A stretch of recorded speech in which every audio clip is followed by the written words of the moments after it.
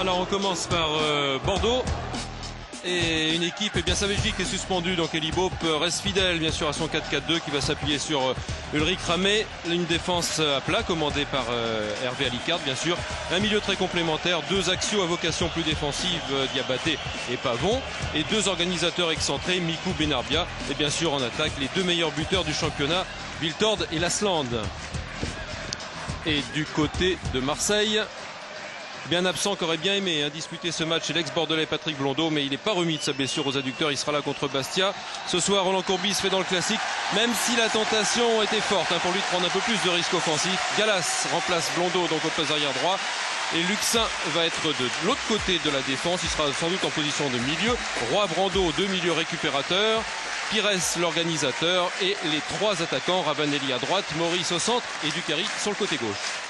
On vous a promis des nouvelles de Monaco Paris Saint-Germain. Sachez que Bruno Rodriguez a égalisé pour le Paris Saint-Germain. Les deux équipes sont à égalité, un but partout. On en reparle à la mi-temps, ainsi que du Bastia-Rennes. Monsieur Saul donc qui va diriger ce match.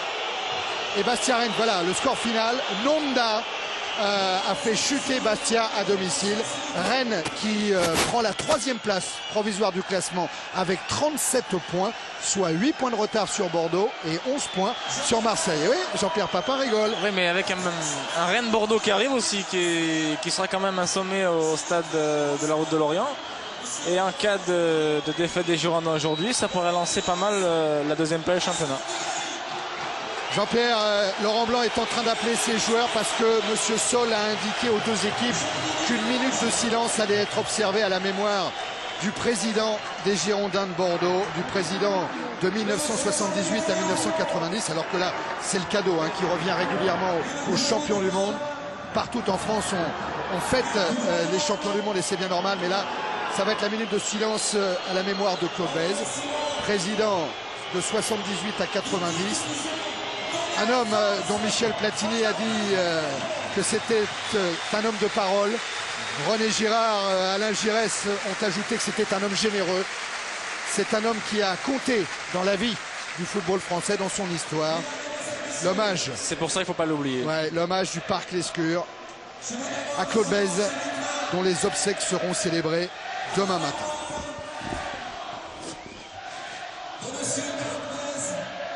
Je vous demande de respecter une minute de silence.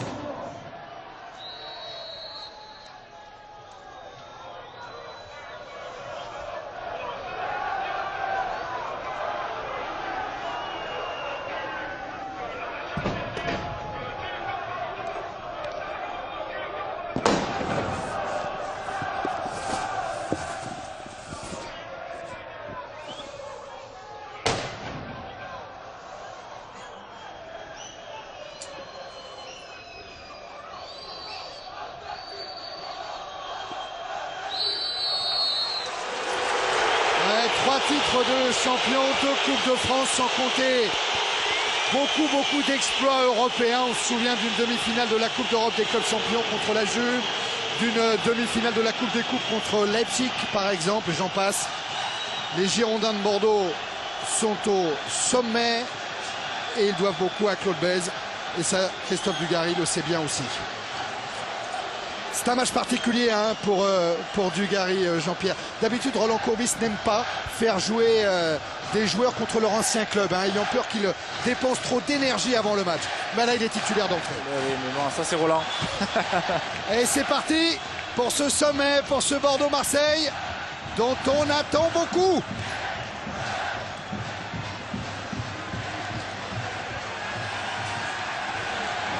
On attend beaucoup parce qu'il y a les meilleurs buteurs du championnat qui sont présents sur la pelouse.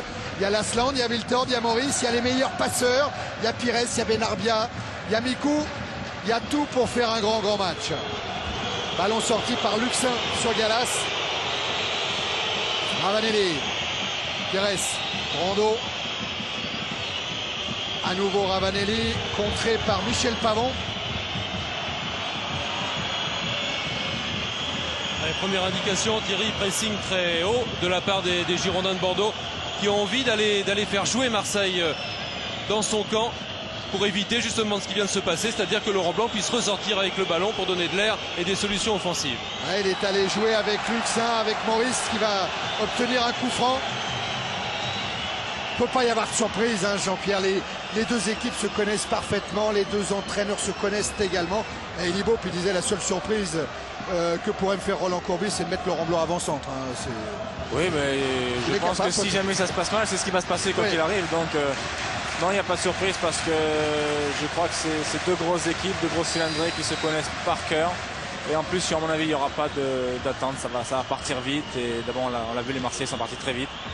Ils vont presser très vite les Bordelais pour essayer de les faire craquer de suite. Et puis bon, je crois qu'on va assister à un bon match. Allez, Gallas avec une déviation de Dugarry, récupération des Girondins avec Mikou. Puis Domoro maintenant. Luxin, ancien Bordelais Luxin. On va vous en parler beaucoup de ces cousinages. Ils sont très nombreux. Entre Bordeaux, Marseille, on parlera beaucoup de Cannes également, qui a vu passer un certain nombre de joueurs présents sur la pelouse. Et à propos de Cannes, rendez-vous à la mi-temps, Jean-Pierre, pour parler de Bruno Bellone, qui va bientôt fêter son jubilé, hein, avec un plateau extraordinaire. On en parle tout à l'heure.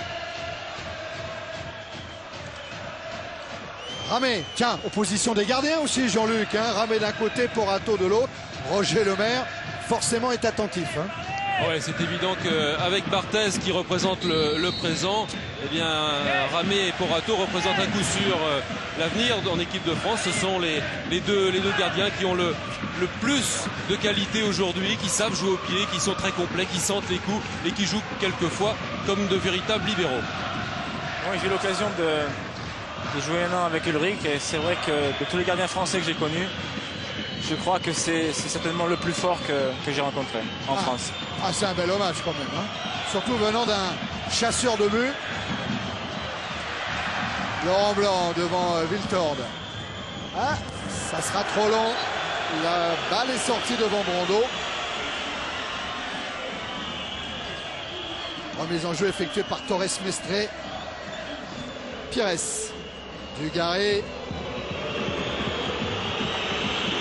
Dugarry qui est blindé, hein, qui dit de toute manière psychologiquement, moi il ne peut plus rien m'arriver, ils peuvent me siffler au parc Lescure. Je suis blindé depuis la Coupe du Monde. Un hors-jeu, revenait de position de hors-jeu, Maurice. Ouais, première info quand même du côté des Libop, il demande à son équipe de jouer très très haut et surtout dès qu'elle est très très haute de presser le porteur du ballon. Et tandis que du côté de Roland Courbis, on essaie justement de se remettre dans le camp bordelais. Donc les deux entraîneurs veulent que leur équipe se positionne très très haute. Ouais, personne ne veut reculer ni d'un côté ni de l'autre, on le voit là. La preuve avec Maurice qui a voulu resservir Brando. Maurice encore trop haut pour Pires. Et ballon mis en retrait par Grenet, mais alerte hein, déjà. Ouais, mais c'est logique un petit peu ce début de match parce que ce sont des équipes qui aiment bien avoir le ballon, qui aiment bien confisquer le ballon, qui aiment bien organiser le jeu. Ce ne sont pas des équipes de contre, ce sont des équipes qui sont organisées pour faire le jeu, les résultats le prouvent. Et ces équipes-là eh bien, vont lutter avec acharnement pour avoir le ballon. Il y aura des duels, il y aura de l'âpreté et après il y aura du beau jeu certainement quand elles auront le ballon. On peut s'attendre, Jean-Luc, à quelques frappes hein, d'entrée de la part des Marseillais pour scotcher Ramé sur sa ligne, hein, c'est ça? Ouais, exact, Thierry, parce que les deux entraîneurs ont évidemment observé le jeu de l'adversaire, sont un petit peu entraînés en fonction de ça. Et du côté marseillais, on a remarqué que cette défense haute... Attention à Mikou qui joue avec Wiltord. Wiltord qui a enchaîné, qui a trouvé la stand. Voilà une illustration du jeu collectif des Girondins. Ouais. Attention aussi à Sylvain parce que Sylvain c'est quelqu'un qui est assez impressionnant du pied droit et du pied gauche et lui il pardonne pas, à droite ou à gauche il frappe et souvent ça cadre. Et pour information, au niveau du terrain, on sent qu'il n'y a aucune individuelle sur le terrain. Donc on fait pratiquement de la zone de partout. Oui, c'est de la zone, quadrillage du terrain. Alors du côté bordelais, justement, eh bien, on a remarqué que cette équipe, Roland Courbis a remarqué que cette équipe jouait avec une défense à plat qui avait tendance à remonter très haut, ce qui obligeait justement Ulrich Ramé à venir jouer loin de son but, un petit peu en position de libéraux pour éviter les départs dans le dos de la défense des adversaires. Eh bien, il a essayé, il a demandé à ses joueurs, notamment à Pires, dès le début de match, de frapper d'une quarantaine de mètres pour obliger Ulrich Ramé à rester dans son but, à l'inquiéter et à rester tout près, le plus possible collé à son but pour pouvoir profiter des espaces. Grenet a récupéré avec Afanou. Mikou. Pavon dans la course de Benarbia qui bénéficie d'un contre favorable. Le passeur Benarbia pour Mikou. Mikou avec un appel de Lasland, premier poteau et un ballon sorti par Roy. Alors qu'un joueur marseillais est resté au sol. Dugarry l'a vu, pousse ce ballon en touche. Ouais, c'est Peter Luxin. C'est Peter Luxin qui est blessé. Ah, il a l'air d'avoir mal en plus. Oh là oui, le pied droit de Benarbia. Ouais, c'est vrai qu'on ne le voit pas Oh là. au départ. Ah, il a quelques raisons d'être en colère, hein, Peter Luxin. Ouais, je crois qu'il n'y a rien à dire là sur ces Oh là. images. C'est vrai que c'est Allez, Jacques Bailly va le retaper. c'est un match au sommet, ce genre de geste, il y en a partout. Torres Mestre et Mikou qui rend le ballon aux Marseillais. Et là, c'est aujourd'hui à la vidéo. Oui. Non, pas là, Jean-Pierre. C'est bien justement qu'on puisse l'avoir parce que ça, Ali Benarbia a tellement de qualité, c'est pas sur une action comme ça qu'il peut se mettre en valeur. C'est pas bien. Allez, on oublie vite et surtout que Peter Luxin reprenne sa place. Ah, il va la reprendre hein, dans quelques minutes. Il est en train de faire signe à Monsieur Saul pour avoir la permission de rentrer. C'est fait. Le match est reparti à 11 contre 11. Corato. Avec le pied gauche très loin pour alerter Maurice. Afano en retrait.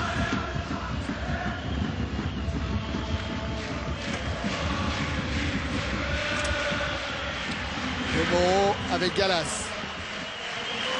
Et le pressing de Mikou. Derrière Ravanelli, Torres Mestre. Voilà la relance directement sur Brando. Roy. Bien fait ce ballon pour Robert Pires. Et faute à retardement sur Robert Pires. Faute de Diabaté. Ouais, ça s'est passé en l'air, c'est coup de coude de Diabaté pour Robert Pires, stoppé. Non, coup d'épaule, Ouais, le coup moment il passait, oui.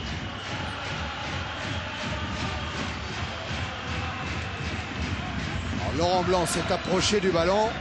Il est loin, hein, il est à 40 mètres. Début de ramée. Et il va chercher la tête de Dugarry, non, celle d'Afano, puis Diabaté. Benarbia. Petit accrochage de Roy sur Ali Benarbia.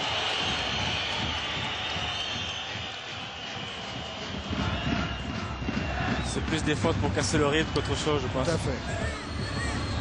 Ramé là les deux pieds, hein, ça il n'est pas embêté avec le ballon. Ouais, puis coup d'œil, relance juste. Brando.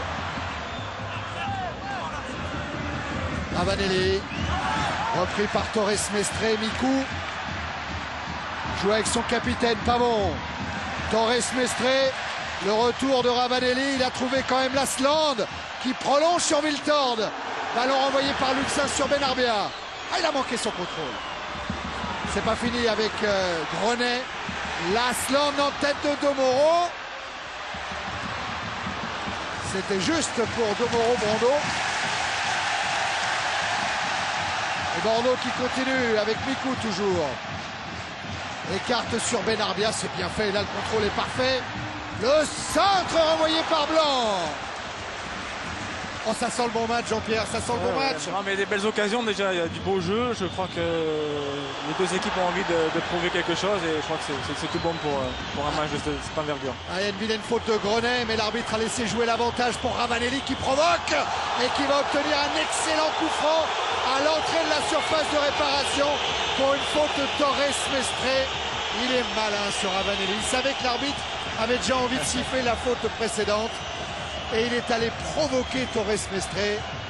Ah, il aurait bien voulu faire un petit mètre de plus hein, pour être... Ouais, bon, je crois qu'un mètre de plus, il ne le siffle pas parce que je crois qu'il s'est quand même bien jeté. Ouais. Eh oui. Et c'est vrai que c'est difficile de se faire pénalty là-dessus. Ouais, Jean-Pierre, hein, la fin de frappe, ça marche à chaque fois. Moi d'ailleurs, je déplore qu'on ne le voit pas assez souvent, ce genre de geste technique.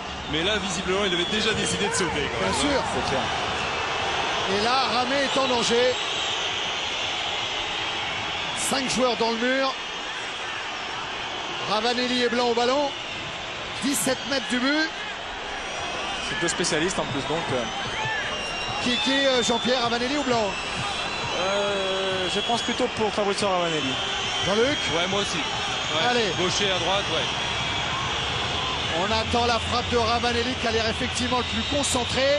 Il a fixé le ballon. C'est renvoyé par le mur sur Roy avec Luxin. Et sortie de Diabaté, contre emmené par Viltord. Ah, il n'avait pas beaucoup de solutions, il avait juste Pavon qui était venu à sa hauteur.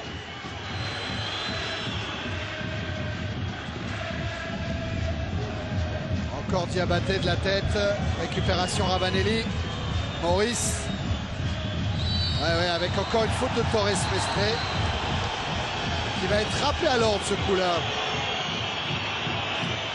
Dernier avertissement verbal, on va dire, avant la petite carte jaune.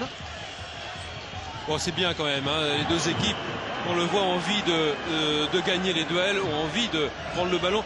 Elles ont aussi envie, je dirais, Thierry, de s'impressionner physiquement dans ce début de match, parce que on a peut-être affaire aux meilleurs techniciens, aux plus grands talents du championnat français ce soir, qui sont sur la pelouse, mais on a aussi affaire à des joueurs qui ont besoin de gagner une bataille physique. Ça va être un combat physique aussi. Ça fait partie du jeu. C'est le jeu. C'est comme ça. C'est le football moderne. Bien sûr. Domoro essaye un relais avec Pires. Ballon sorti par Pavon. On va vous en parler de Michel Pavon, que son rôle est important. Elle a encore une faute qui brise l'élan offensif. Et même remarque que fait Monsieur Saul au Marseillais. En connaissant Robert Pires, c'est vraiment, à mon avis, pas une faute intentionnelle. Ouais, quoi que la vidéo. Il est bien buté quand même. Oui, mais bon. Mais il y a faute. Il y a ça, faute, en tout cas, c'est sûr. Oui. Il y a un arbitre, il est là pour ça, de toute façon. Donc, Jean-Luc, je parlais de Michel Pavon, homme essentiel dans le dispositif bordelais. Oui, parce que je dirais qu'il y a deux hommes essentiels sur la pelouse, un dans chaque équipe.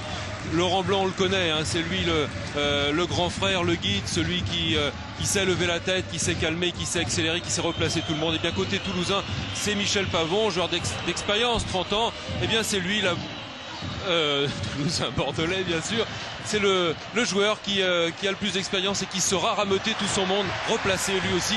C'est lui qui va guider un peu tout le monde. Ah, c'est un râleur, de toute façon, ça on le sait, Michel. Et c'est vrai que dans une équipe, il fait du bien parce que. Attention au centre de Benarbia quand même, non, ça va être un peu haut. Il a tenté la papinade et le but de Viltord. Quel coup osé de la part d'Olivier Lasland qui a remis ce ballon pour Sylvain Viltord. Et les Girondins de Bordeaux mènent 1-0. Pratiquement à la première occasion, elle n'a pas pardonné. Et la papinade.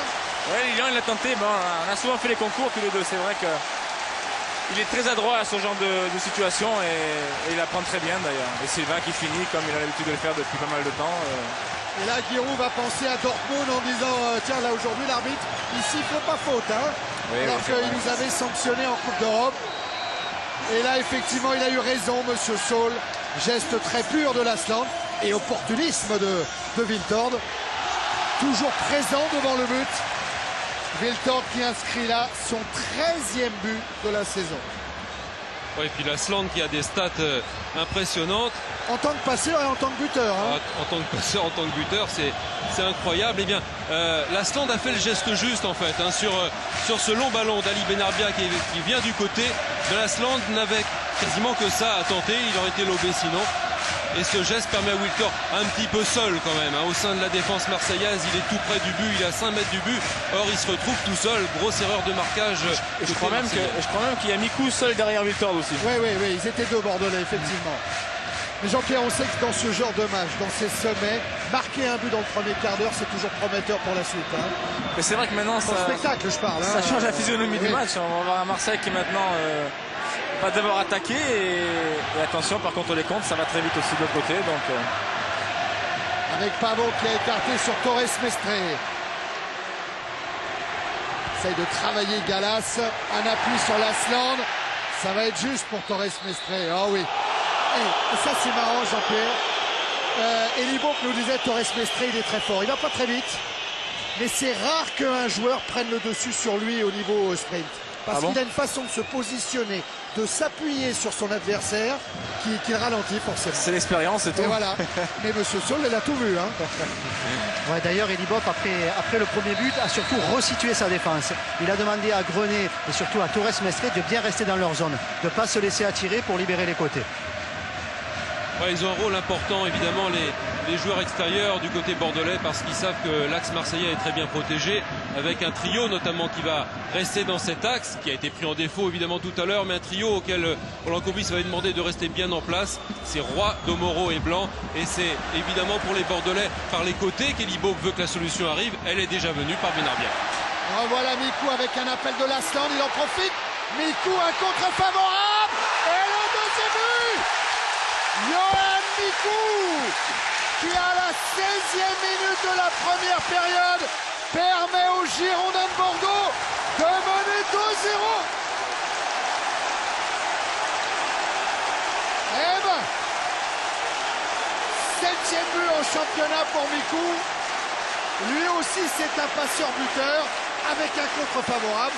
Et Jean-Pierre et Jean-Luc, quelle belle fausse piste offerte par Lilian Lasland. De toute façon, Lilian ne fait jamais de course pour rien. Il a toujours une idée derrière la tête qui peut permettre, comme l'a fait Johan là, de passer dans le trou, de lui ouvrir l'espace. Et ça, Johan, il adore. Ouais, mais vous avez raison Thierry, parce que Gallas et Laurent Blanc sont complètement piégés par le départ sur le côté gauche. Et du coup, Yoann Mikou, certes, il bénéficie du compte, mais il s'engouffre, il percute là où il y a une possibilité, là où il y a un trou. Et puis quand on connaît son adresse et son coup d'œil, eh bien 2-0 pour Bordeaux, ça va vite. Oh là là, et Bordeaux qui est en pleine confiance avec Lasland. La reprise par Gallas. Ouais, Gallas, il s'en sort bien de ses drills. Bonne relance sur Ravanelli. Dépossédé du ballon par le pressing bordelais. Alicart en retrait pour Ramé. Au point de chute, oui, il va avoir du mal Benarbia face au grand Eric Roy. Pas bon. Mikou. Torres Mestre. Benarbia. Pris l'extérieur pour centrer devant le but. Que c'est bien fait ça encore. Thierry. Oui, Laurent. Oui, avec Romain Ferrier. Romain, comment expliquez-vous ce départ tonitruant comme ça de votre équipe? Ben c'est vrai que là on se met dans de bonnes conditions, on s'attendait à un début de match difficile. Oh pas bon, avec un grand pont sur Domoro. Et bon ben c'est sûr que là ça arrange un peu les choses. Alors, on s'attendait à un gros pressing de la part des Marseillais, c'est ce qu'ils font, mais bon là ce premier but nous a libérés et c'est tant mieux pour nous. Tactiquement justement quand on mène 2-0, il est important d'aller marquer le troisième. Je ne sais pas s'il est important d'aller marquer le troisième, c'est sûr que c'est mieux, mais bon je ne sais pas comment on va pouvoir gérer ce match. Bon ben le mieux c'est que l'on joue, on se pose pas de questions, on n'attend pas parce que connaissant la valeur des Marseillais, on n'est jamais à l'abri. Merci. Ouais, la meilleure défense du championnat, Marseille vient de s'incliner 2 fois coup sur coup face à une attaque canon de Bordeaux à domicile. 30 buts déjà marqués à domicile pour les Girondins en un petit peu plus d'11 matchs. 11 matchs et 20 minutes. Pas bon. Sur Benarbia. Avec un dédoublement de Torres Mestre. Le centre Porato. Point de chute avec Lasland. Très bonne prise de balle de Porato.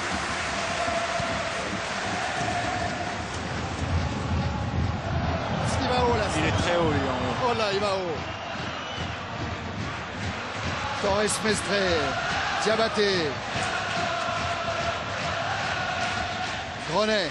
Il y a beaucoup d'équipes qui vantent la qualité du jeu bordelais, mais c'est le fruit d'une organisation impeccablement mise en place. Regardez ça, tout à une touche de balle avec Wiltord pour l'instant, et c'est le 3-0.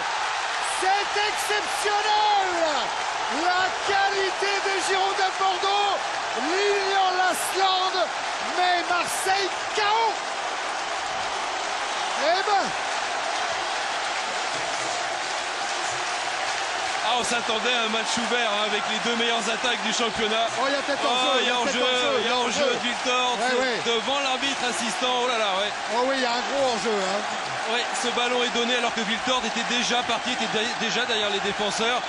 Mais encore une fois, beaucoup d'œil de Wiltord qui rend la politesse à Lasland, bien démarqué, qui jaillit encore avant son adversaire pour mettre ce ballon au fond des filets, mais que le mouvement était beau, même s'il est certainement entaché d'hors-jeu. Ouais, Jean-Jacques Msalem nous remontrera ça tout à l'heure, mais effectivement les Marseillais sont allés râler auprès de l'arbitre assistant. Toujours est-il que le tableau d'affichage lui il est bien réel, ça fait 3 pour Bordeaux, 0 pour Marseille. Viltord, Mikou et Lasland ont marqué pour Lasland.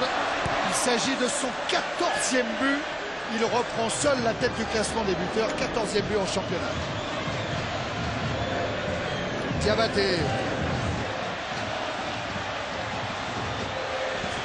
3 buts en 21 minutes, Jean-Pierre. Ah, c'est certain qu'on ne s'attendait certainement pas à... Tiens, on pensait que c'était un grand match. La passe de Mikou. Il faut s'essayer de se repérer avec la je pense tente qu'il y a du hors-jeu. gazon. Je crois qu'il y a hors-jeu. Je crois que c'est évident. Il y a effectivement hors-jeu. Ouais, Thierry, je t'avais dit que ça partirait, il n'y aurait pas d'attente, mais voilà, il n'y a pas d'attente. Il y a 3 buts après 20 minutes de jeu. Mais attention quand même aux Marseillais, puisque si messieurs sont exacts, Montpellier est mené 4-0 et attention à un genre de bien sûr qu'on va statistique. reparler de Montpellier, bien sûr. Ouais, c'était quand même au stade Vélodrome, Oui, avec c'est vrai. 60 000 spectateurs. Et vous savez, Thierry, moi je repense à ce que disait Ali Benarbia cette semaine. Il disait que ce qui caractérisait le mieux Bordeaux, c'est avant tout le plaisir d'être ensemble, de jouer ensemble et la capacité de l'équipe bordelaise à créer des décalages, ce qui explique sans doute leur rendement offensif. Eh bien, c'est exactement ce qu'on voit. On voit une équipe survoltée qui a du bonheur à jouer ensemble, qui bouge, ça bouge beaucoup de tous les côtés, ça crée des décalages par les côtés encore une fois. Eh bien, cette équipe est en train, on a l'impression qu'elle est à l'entraînement face à une équipe marseillaise un peu figée.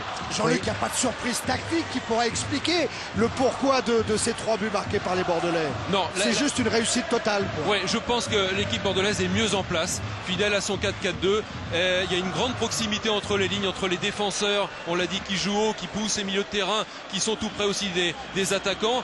Et puis à la récupération de balles, eh bien, il y a une grande disponibilité. Tous les joueurs proposent des solutions pratiquement, et notamment sur les côtés et en profondeur avec Viltord. Oui, c'est ce que confirme Eddie Bob sur le côté. Il demande en permanence à ses joueurs de resserrer les lignes.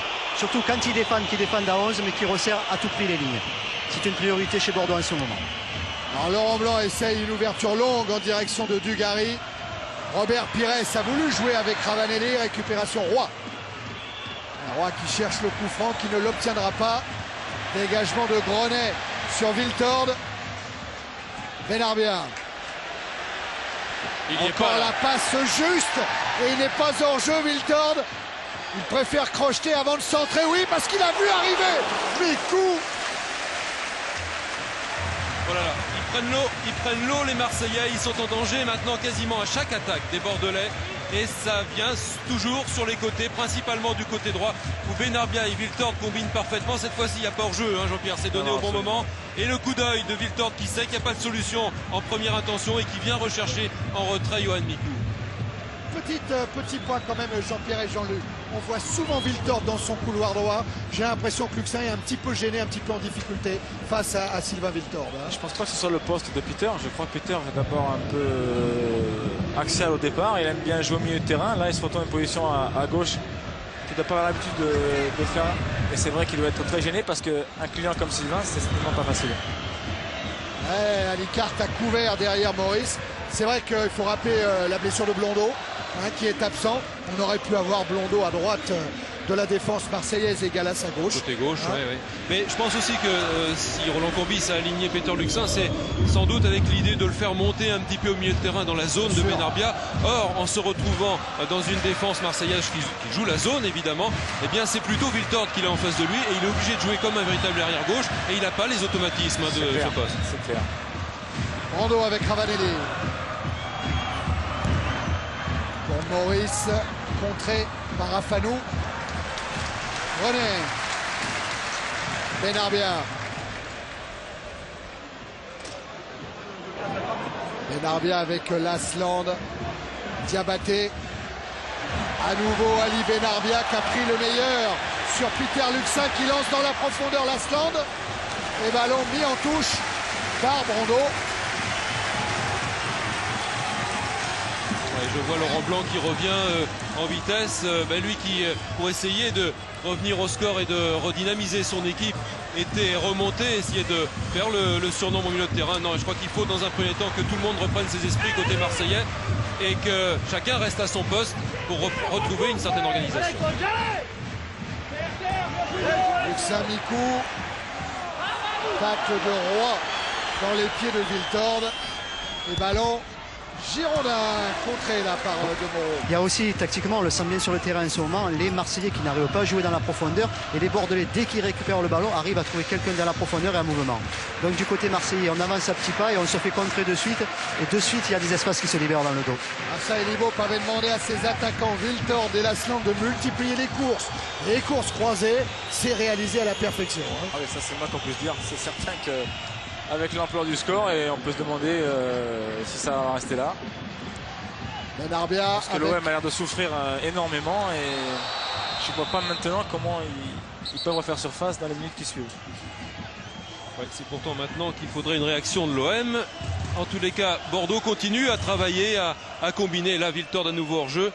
Mais c'est vrai, Elibop a demandé à son équipe de passer sur les côtés. Donc rôle essentiel des joueurs extérieurs, soit les latéraux ou alors les milieux comme les milieux organisateurs comme Mikou et Benarbia. Et beaucoup de mobilité de la part de Wiltord. Et pour l'instant, Thierry, c'est l'organisation de Bordeaux qui prend le dessus, c'est-à-dire l'organisation en 4-4-2 avec un milieu de terrain plus fourni et deux attaquants très remuants face à une organisation en 4-3-3 avec trois attaquants qui occupent bien leur poste mais qui ne sont pas approvisionnés parce que le milieu marseillais est mangé en ce moment. À la preuve, Maurice essaie de venir rechercher les ballons. Il est relayé là par Pires. Brando. Galas. Face à Mikou, il a joué avec Ravanelli. Roy. Pas de solution pour le porteur du ballon. Pires doit absolument en trouver. Il est reparti de derrière avec De Moro. Maurice Dugarry. Luxin a pris le couloir. Dugarry a joué avec Pires, c'est bien fait. Centre de Pires renvoyé par Alicart. Ballon encore marseillais. Brando sur Ravanelli. Centre dosé de Ravanelli. Diabaté. Benarbia. Au-dessus de Mikou, mais arrivé de Torres Mestre qui a laissé en route Ravanelli, mais Ravanelli va revenir. A bien joué Torres Mestre. Mikou. Pavon. Diabaté à Fanou. Wiltord. Benarbia.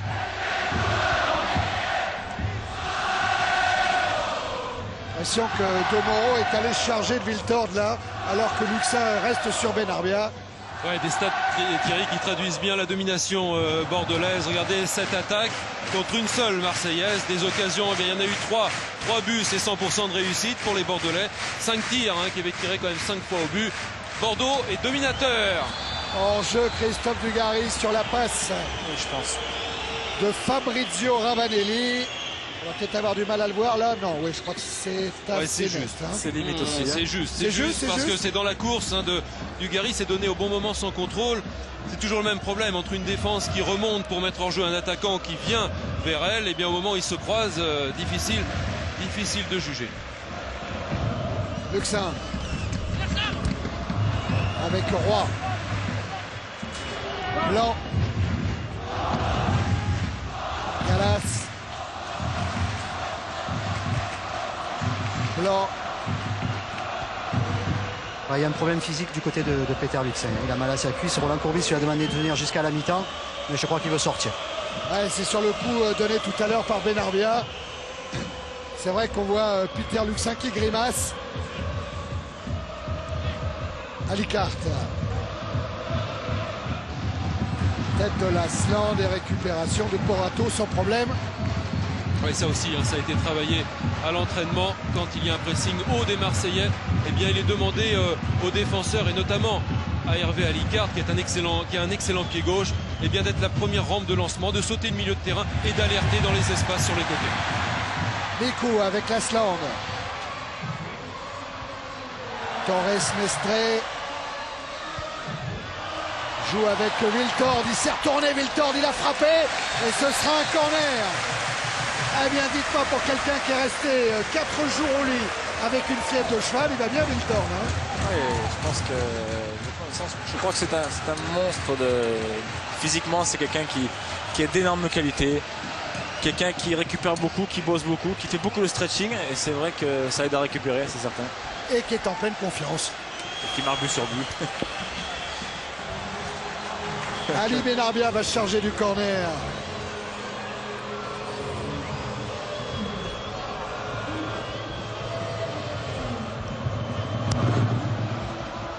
Corner joué au large pour la reprise de Wiltord, bien surveillé par Pires.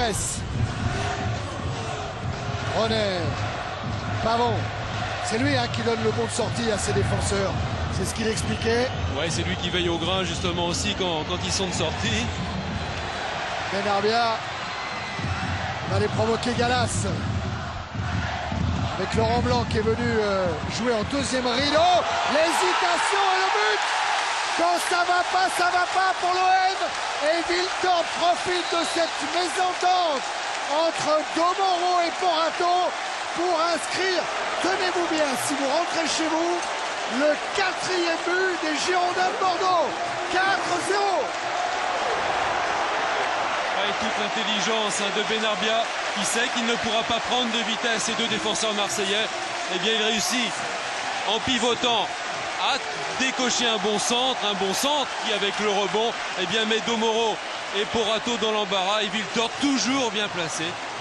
Regardez, enfin Domoro qui se trouve quand même parce qu'il veut dégager et trompé par le rebond, et du coup Porato qui pensait justement qu'il allait l'avoir est surpris. Ah, et vous ne rêvez pas, c'est bien le score après 32 minutes en première période. Bordeaux mène devant Marseille 4-0. Et Jean-Pierre, quand on est joueur marseillais, là, on n'a qu'une envie, c'est de rentrer à la maison ou d'essayer de refaire, par exemple, comme avec Pires, je refaire un peu le retard. Je pense qu'on a envie de faire déjà, c'est d'arrêter l'hémorragie. Je crois que la meilleure façon de l'arrêter, c'est de marquer un but pour essayer de repartir. Parce que là, c'est vrai que ça tourne au cauchemar et j'aimerais pas être à leur place. Ouais, justement, Thierry, je suis à côté de Daniel, bravo. Daniel, comment expliquez-vous ce départ catastrophique de votre équipe? Bon, on ne se l'explique pas vraiment. On s'était bien préparé pour cette rencontre et malheureusement, apparemment, c'est un jour sans. Le match n'est pas fini, on va quand même essayer de réagir. On avait fait un miracle contre Montpellier. Pourquoi pas ce soir? Je crois qu'il faut se battre de toute façon jusqu'au bout. Essayer au moins de ne pas être ridicule. Et puis voilà, tout donner. Après, on verra la fin. Mais c'est sûr qu'on a très mal attaqué le match. Et peut-être qu'aussi Bordeaux a très bien attaqué. Merci, Daniel. Un bon coup franc là pour l'OM, avec toujours dans le rôle des tireurs Ravanelli et Blanc. C'est Blanc qui s'élance le premier, qui frappe. Ballon dévié par le mur, ce sera corner. Ouais, il faut se rassurer parce que le championnat continue, donc il faut essayer de retrouver des sensations.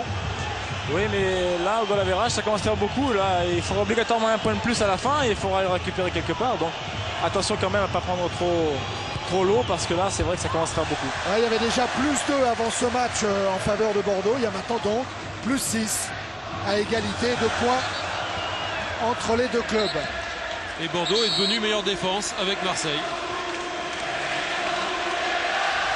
Et la rentrée d'Amada Jambé à la place de Peter Luxin. Luxin qui était vraiment touché à cette cuisse. Rentrée d'Amada Jambé, c'est son premier match de championnat de l'année.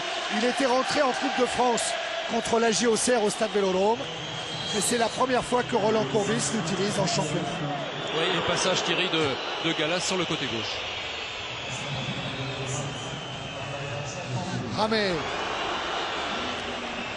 avec Afano. Déviation de Lasland. Faute de Gallas qui profite à Wiltord. Benarbia. Encore Wiltord qui a insisté sur le couloir. Lasland tout près du 5e.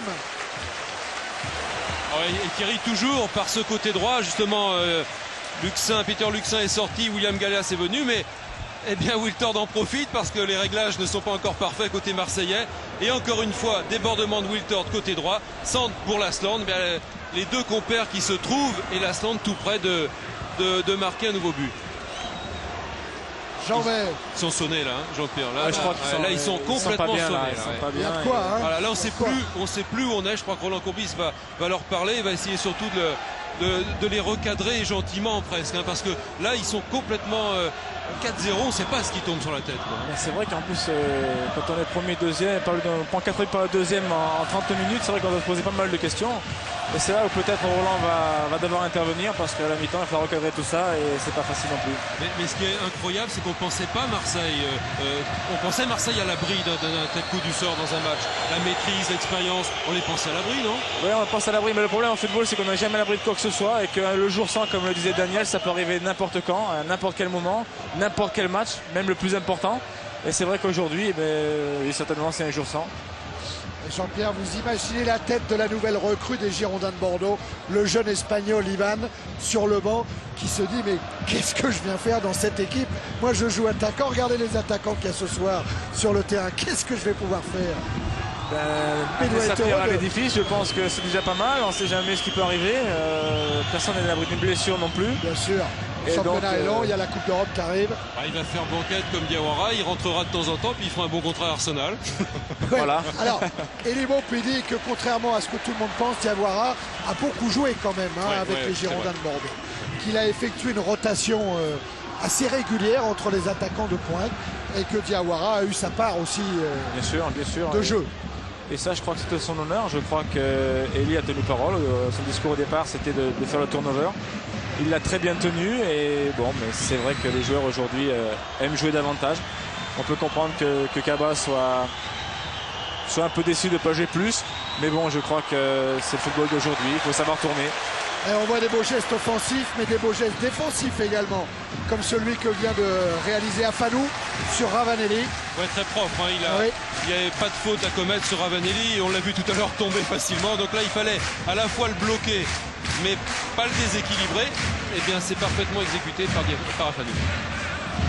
Mikou avec Alicarte. Ramé sous la pression de Maurice. Galas devant Benarbia. Mais récupération des Girondins, les Grenets. Oh oui, il va siffler, Monsieur Saul, parce que l'attaque de Dugarry était trop violente. Les deux pieds en avant.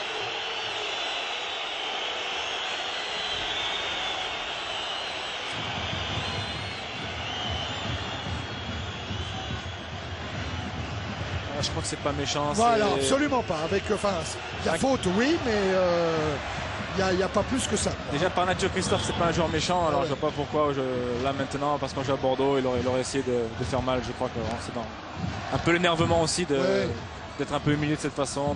C'était plus impressionnant, on dirait, qu'avec avec l'image. Oui, c'est dans le jeu, absolument. C'est Diabaté qui est sanctionné.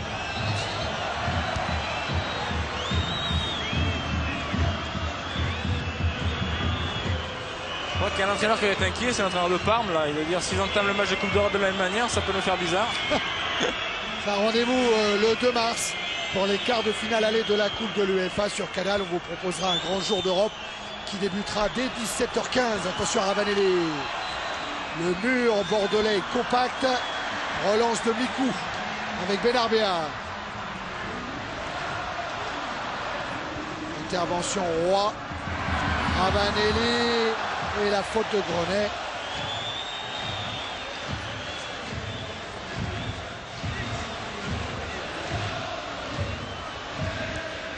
L'intention de faute, mais Ravanelli avait anticipé et sauté. Heureusement d'ailleurs.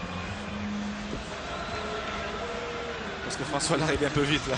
Ouais, puis c'est vrai que les défenseurs disent souvent ouais, mais je l'ai pas touché. C'est vrai. C'est souvent parce ça arrive très souvent. Parce que l'attaquant a anticipé et a sauté, parce que sinon ça peut être des fautes graves à chaque fois. Donc c'est pas un raisonnement quand même, c'est pas une excuse. Non, c'est vrai que c'est pas une excuse, mais bon, je crois que... À l'intention est condamnable par les Exactement. Je crois qu'il faudrait sortir beaucoup de cartons si c'était condamné à chaque fois. Christophe Dugarry qui essaye de jouer rapidement le coup franc avec Laurent Blanc. Laurent Blanc le revoilà dans la surface de réparation. Écarté par Torres Mestre qui concède le corner. Je trouve ça un peu dommage que ce soit Laurent Blanc qui soit pour l'instant le meilleur attaquant. C'est lui qui essaie de pousser les autres. C'est lui qui essaye de provoquer la révolte. Il doit y avoir un malaise et c'est vrai que je les sens pas capables maintenant de revenir dans la partie. Il faudrait un petit but pour ça, mais ça va être difficile. Et surtout que Mikou vient de repousser ce corner. Touche de Ravanelli, Mikou encore devant Brando. Benarbia pour une fois sur le côté gauche. Avec Lasland. Oh oui, c'est bien fait pour Wiltord.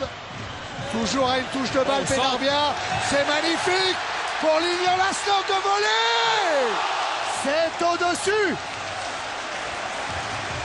Demi-volée. Ah oui, quel contre. Quel contre. Tiens. Et encore une fois, hein, ça part sur le côté avec Benarbia. Redoublement avec Wiltord qui proposait justement une solution en profondeur sur le côté. Coup d'œil de Benarbia parce que la défense marseillaise n'est pas en place au centre. Et Lasland tout seul, mais qui ne peut pas assurer le dernier geste. Des déplacements parfaits. Oh, ils sont gênés par la mobilité des joueurs bordelais. Hein, c'est incroyable. Tiens, vous vous rappelez ce que je vous disais tout à l'heure à propos de Torres Mestre. Bien là, il vient de se faire prendre par Monsieur Saul. Et Torres Mestre reçoit le premier carton de cette soirée. Et je pense que Torres Mestre sera sous le coup d'une prochaine suspension pour un troisième carton dans un intervalle de 10 matchs. Je pense que pour la beauté du match, maintenant, il faudrait que l'OM marque un petit but avant la mi-temps. Ah oui.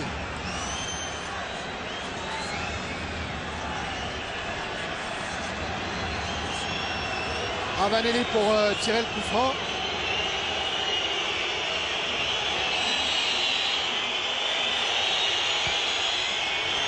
Alors, je signalais, Monsieur Saul a vu son arbitre assistant.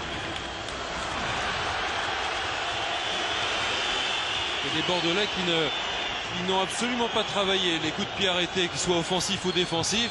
Et c'est pourquoi Jean-Pierre, parce que quand il était à Saint-Etienne, Elie Boep, eh bien, il y a une période où il prenait un but par match sur corner. Et il n'arrêtait pas l'entraînement de faire travailler les défenseurs sur les corners.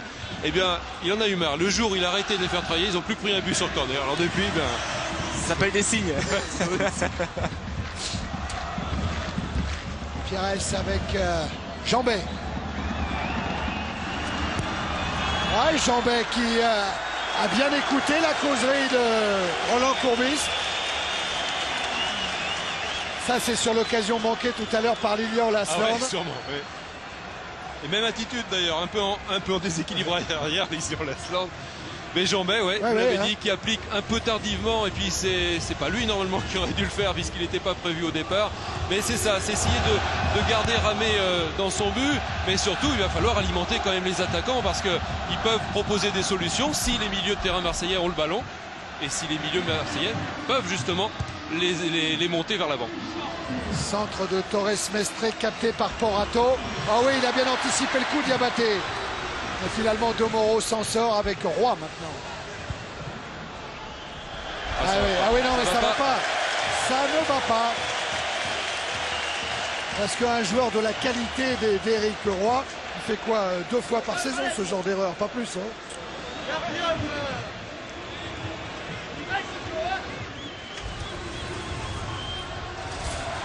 Et là, Gallas a évité la sortie de justesse. Jambet. Laurent Blanc. Roy. Rando est obligé de reculer. Les Bordelais jouent plus haut que les Marseillais, c'est pour ça qu'ils leur posent beaucoup de problèmes. Ils sont très hauts, ils ont un bloc tactique qui est impressionnant. Et on voit bien sur ce plan large. Exact, Jean-Pierre. Regardez, les défenseurs qui poussent les milieux, qui jouent le plus haut possible, qui jouent le plus loin possible de leur but pour aller chercher les Marseillais, pour aller les gêner dans leur camp, les empêcher de construire, d'aller vers l'avant. Vous imaginez que c'est Michel Pavon qui, de la voix, orchestre tout ça. Lasland, il a évité Roy. Benarbia, l'arrivée de Mikou, Torres Mestre après le couloir. Il est servi par Yohan Mikou. Centre de Torres Mestre, tête de Mikou, qui est arrivé lancé et qui du coup a percuté Domoro. Alors cette action, ils sont 8 contre 4, ils arrivent quand même à être dangereux. Ils n'y sont pas, les Marseillais. Même juste avant, au départ de l'action, c'est Lasland qu'on a recherché en appui. Il était tout seul contre 5 Marseillais. Il n'y en a pas un qui est venu l'attaquer. Les 5 Marseillais ont reculé et se sont recroquevillés vers leur but.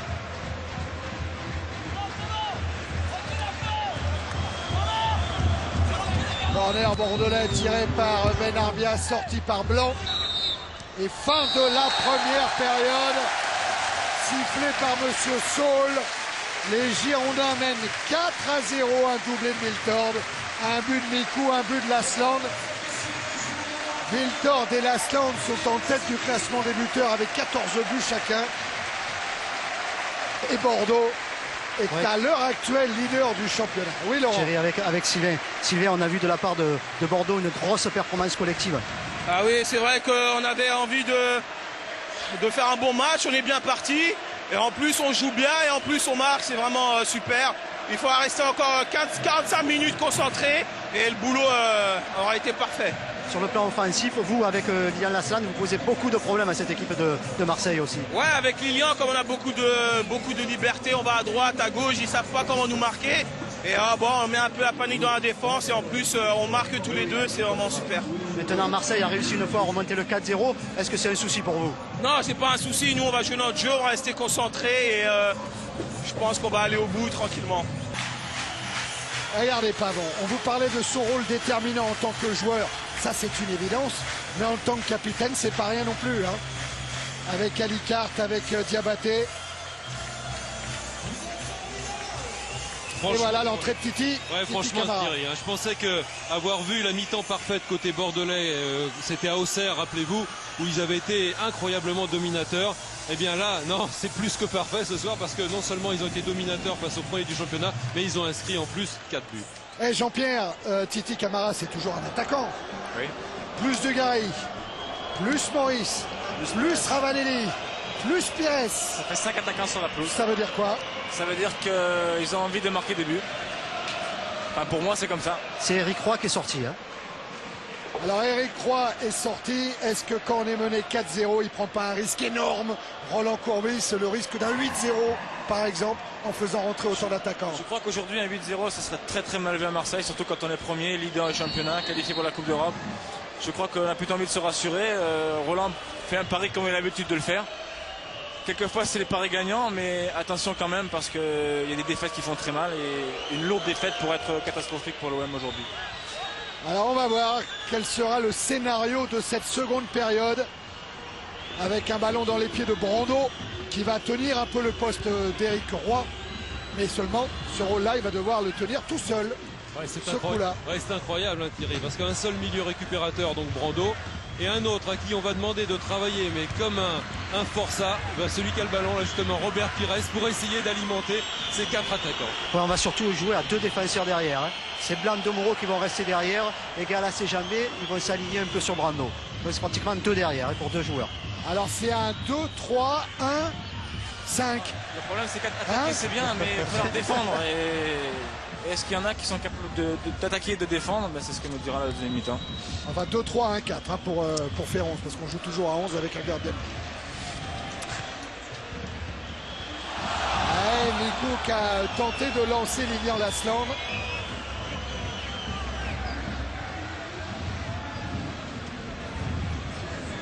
Dugarry.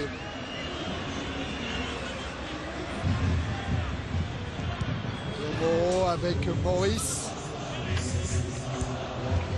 Interception Lasland. Benarbia. Il n'y a pas eu de changement hein, côté bordelais. René. Benarbia. Et Diabaté en retrait pour Ramey qui n'a toujours encaissé que 3 buts seulement à domicile en championnat. Des buts inscrits par Okocha, par Dolaï et par Oceano, le joueur de Toulouse.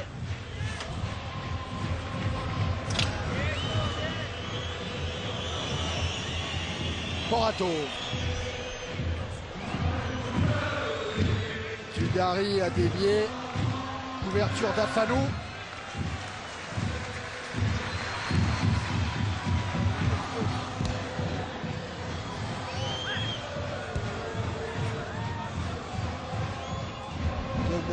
Blanc, vous avez laissé tout à l'heure sur un résultat nul provisoire entre Monaco et le PSG. Monaco a repris l'avantage grâce à un but de Cissé contre son camp. 5 minutes encore à jouer en principauté pour ce Monaco PSG. Résumé complet à la fin de Bordeaux-Marseille, alors que Wiltord a repris le chemin de l'attaque, poursuivi par Brando. Et il insiste, Wiltord. Il a même réussi son centre renvoyé par De Moro. Jambet, Ravanelli, repris par Pavon. Lasland, Diabaté, toujours ce jeu limpide côté girondin avec à la baguette Benarbia. Ah oui, parfaitement dans le rythme. Mais c'était sifflé, je crois, non? Non, non. Ah non, il n'y a rien. Non, non, il n'y avait rien. Oh, quel beau mouvement Oh là, encore, oui. hein, amorcé par Benarbia, mais parce qu'il y a une super proposition de Yohan Mikou on aurait pu penser qu'il aurait pu être oublié sur le côté gauche. Il a vu que Benarbia attendait qu'il rentre. Et bien sur ce ballon qu'il contrôle parfaitement, il cherche à l'enrouler. Mais encore quel bon mouvement, parce qu'autour du porteur, bien ça bouge, ça propose. C'est Bordeaux toujours dominateur. Galas. Maurice. Bousculé par Grenet.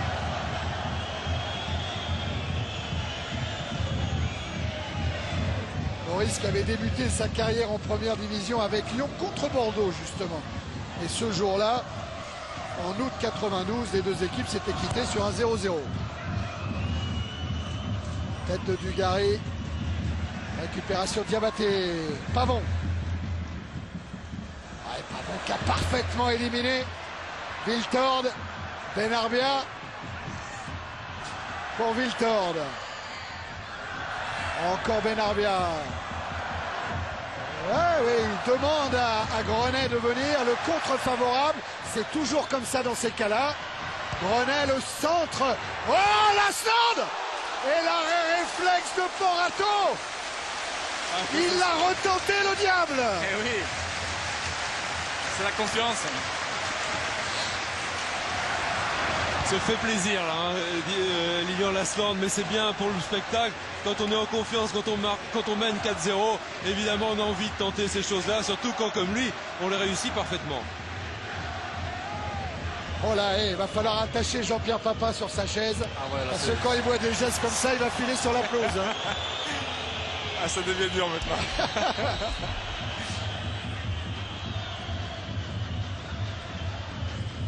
Coup franc en faveur de l'OM. Ça fait partie du passé, c'est bien. Camara qui insiste là-bas. Repris par Torres Mestre. Le problème est quand même du côté marseillais, on le sent bien sur le terrain, c'est que l'équipe est en train de se cingler en deux. Il y a une équipe qui attaque, une équipe qui défend, et il y a un espace énorme en ce moment au milieu de terrain. Oui, c'est vrai, Laurent. Il va falloir maintenant que les Marseillais s'organisent, mais avec un schéma de jeu auquel ils ne sont pas habitués. Ils s'organisent surtout à 0-4. Et puis ils sont partagés évidemment entre le souci de ne pas prendre une valise, hein, entre guillemets, d'en prendre plus que 4. Et puis l'obligation d'essayer de revenir au score. Ouais, Wiltord lancé par Lasland, il tente le coup directement. Ayant vu Porato loin de sa ligne. Et ça, c'est une action qu'on va voir se reproduire plusieurs fois.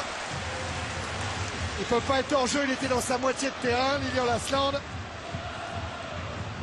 Ouais, c'est un petit peu inquiétant hein, quand même, parce que les Marseillais, en faisant rentrer Titi Camara, donc prennent tous les risques, hein, tous les risques offensifs dans cette deuxième mi-temps. Mais surtout, ils vont essayer de pas reculer, de mieux défendre. Parce que c'est le fantôme de l'OM hein, qu'on a vu en première mi-temps. Mais attaquer en densifiant l'attaque, ça ne résout pas forcément les problèmes d'approvisionnement au milieu. Et Jean-Luc, la composition de l'OM dans cette deuxième période, je crois que Roland Courbis y avait songé pour mettre en place cette organisation dès le début du match. Ouais, ça le démangeait hein, d'avoir des... Attention, centre de Dugarry et Ramé qui s'envole. Ouais, ça le démangeait de mettre cette équipe dès le début du match. Ouais, il voulait troubler la bonne organisation bordelaise en mettant 4 attaquants. Pires derrière, il a souhaité revenir à un schéma un petit peu plus classique. Il doit se poser des questions là sur le banc en ce moment, parce qu'il doit se dire peut-être que ça aurait mieux marché dans ce schéma. Jean-Bay pour Pires. Avec Camara, le 1-2 n'a pas fonctionné, pas bon pour Lasland. Diabaté. Écarte sur Benarbia. En retrait pour Ramé.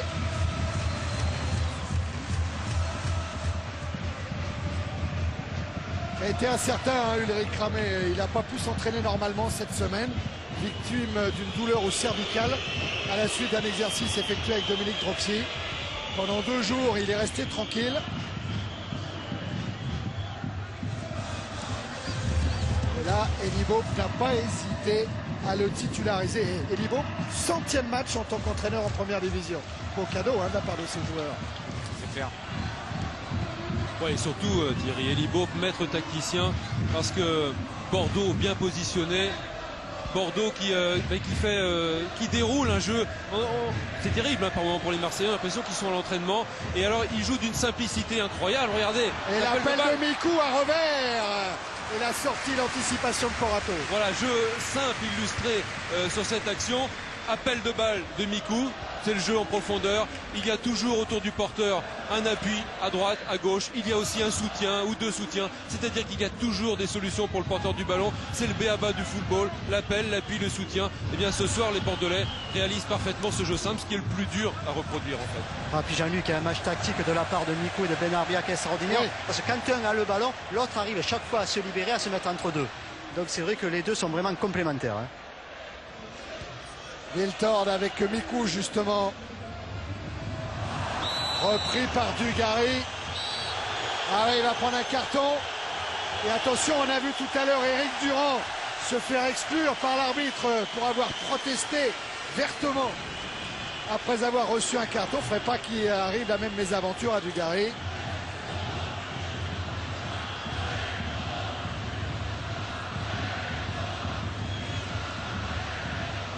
Et Dugarry, toute sa famille est bien sûr présente dans ce parc Lescure. Hors-jeu.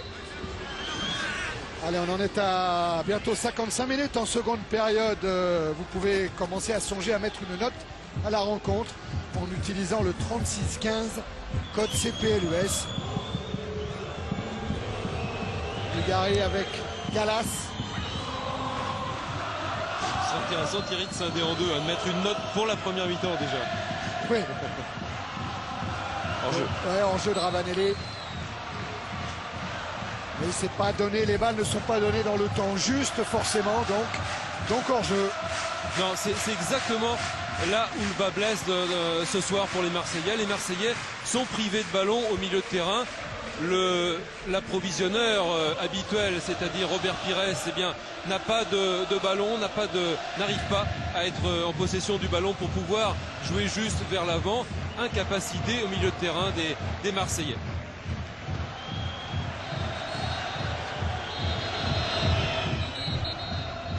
Long dégagement de Ramé pour chercher la tête de Wiltord.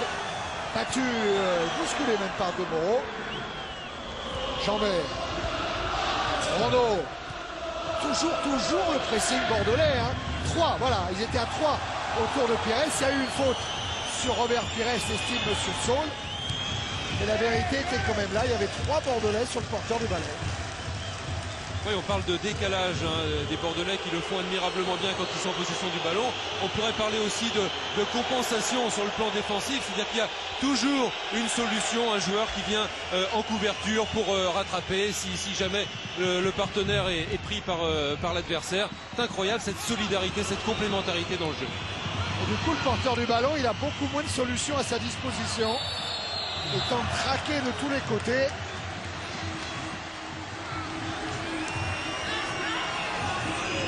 Fin du match peut-être à Monaco avec la victoire de l'équipe désormais entraînée par Claude Puel sur le Paris Saint-Germain 2-1. Paris, ça va mal, ça va toujours mal. Avec pas le moindre succès depuis plus de 2 mois maintenant en championnat. Lasland. Benarbia. La reprise de Mikou, il est hors-jeu, Wiltord. Non, le but est refusé par M. Saul et par son arbitre assistant. Oui, ils sont quand même pas bien au marquage, les Marseillais, parce que au départ de l'action sur le côté droit, jeu en triangle à une touche de balle, quasiment sans opposition. Benarbia lève la tête, va rechercher là-bas, c'était Lilian Lasland qui tente encore ce geste, Yohan Mikou qui était tout seul, et Mikou en ratant son geste trouve Wiltord à côté de lui qui était encore tout seul. Ça te rappelle rien? Ça rappelle le premier but. Voilà. Jean-May avec Camara. Récupération Torres-Mestre et Pavon. Pavon, le joueur de la Ciotat. Et voilà la technique en mouvement de Lilian Lasland. Ouais, puis une autre indication aussi, parce que même si on peut louer la qualité du jeu offensif et la bonne organisation bordelaise, pas oublier aussi au niveau des duels que Bordeaux a le plus de volonté. On a dit aussi que c'était un duel, enfin un match physique. Et bien c'est Bordeaux qui en veut le plus. Bordeaux fait plus de fautes. Bordeaux s'impose pour la conquête du ballon. Attention à ce débordement de Pires, un bon ballon pour Dugarry. Et le but! Oh, le but qui va faire du bien à l'Olympique de Marseille. Et en plus, un but inscrit par Christophe Dugarry sur ces terres de Gironde. L'OM qui revient un petit peu, passe décisive de Pires. 4 buts à 1. Ouais, Robert Pires, on l'a dit, c'est de lui que peut venir le danger pour les Bordelais. S'il a des ballons, et bien il en a eu un. Il a fait une bonne demande, il a été bien servi sur le côté droit. Et évidemment, toute l'intelligence de ce joueur de grande classe pour trouver Christophe Dugarry. Et Christophe Dugarry, Jean-Pierre, je te laisse commenter. Hein. Contrôle impeccable. Un contrôle impeccable, il se l'a mis sur son pied gauche et là, il ne pardonne pas. Ça, il sait faire aussi, Christophe. Donc, oui, ça doit rappeler les souvenirs à Christophe parce que c'est lui qui avait sonné la charge contre Montpellier en mettant le premier but après le 4-0. Oui. Attention. Il reste 30 minutes, Jean-Pierre. Hein. Un œil sur le chrono. Et Dugarry, surtout, il avait inscrit beaucoup de buts avec Bordeaux, 34 en championnat. Là, il a inscrit son 4e cette saison avec l'OM. Compte non tenu des buts inscrits en Coupe d'Europe, 3 et du but marqué en Coupe de la Ligue. Benarbia.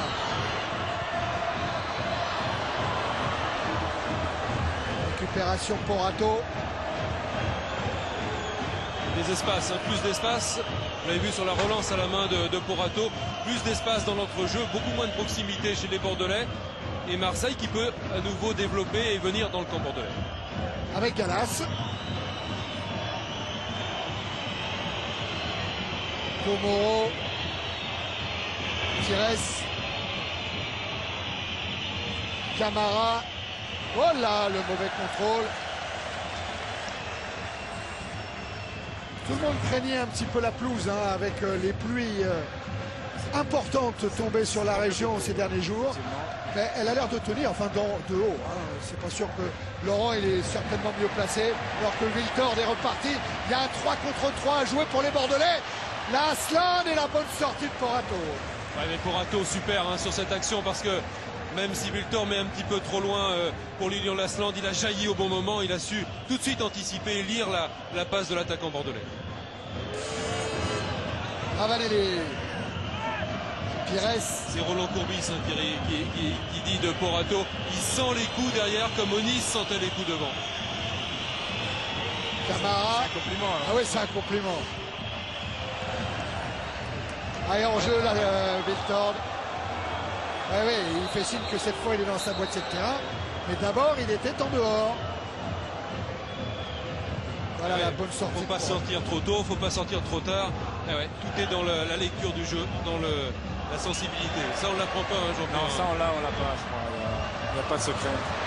Et Benarbia qui va récupérer ce ballon relâché par Domoro. Domoro comme une faute. C'est un carton jaune. Et bien Domoro aussi, j'ai bien peur pour lui que très prochainement, il soit suspendu. Il a pris des cartons contre Le Havre lors de la 20e journée, à Rennes lors de la 21e et contre Bordeaux pour la 22e.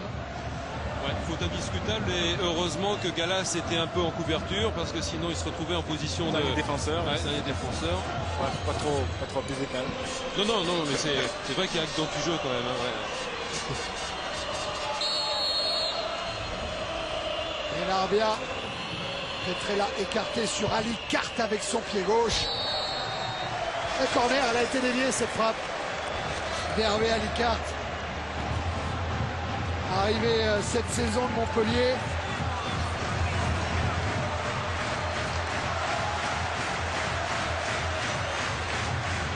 International à prime, Ali Carte. Il a joué contre la Croatie.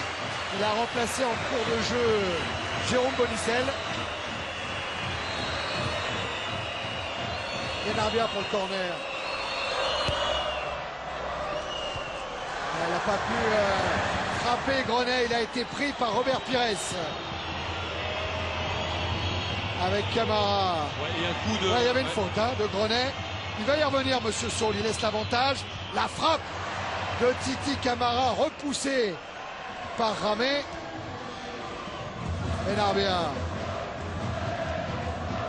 Gallas pour Dugarry. Ah, il passera pas devant Mikou, Christophe Dugarry. Benarbia, Wiltord est parti. Benarbia lui donne un ballon, il l'emmène. Et il n'est pas déséquilibré par Domoro. Et il attend tranquillement le corner. Bien joué Domoro, mais c'était dangereux d'aller tacler. Mais superbe geste. Superbe bien geste. taclé. Ah ouais, superbe, ouais. Ancien Bordelais aussi, Cyril Cyril, Domoro. c'est quelqu'un qui est très très fair play. C'est un jeune petit garçon et très correct sur un terrain de football. Ça, il faut le dire parce que c'est pas toujours le cas pour tout le monde. Il n'a pas pris le risque, Ramé, là. Il a renvoyé le ballon des 2 points, il l'a boxé.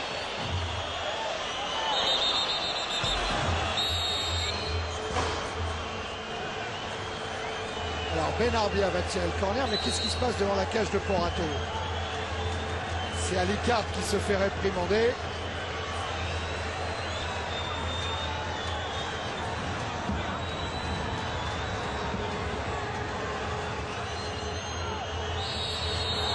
Allez, Benarbia, il va pouvoir le tirer sur corner avec le pied droit.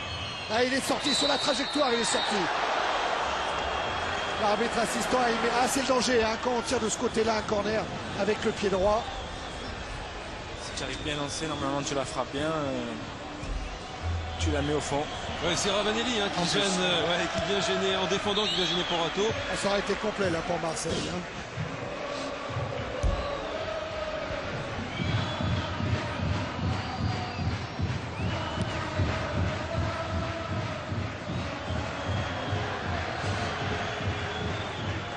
Partir de Porato.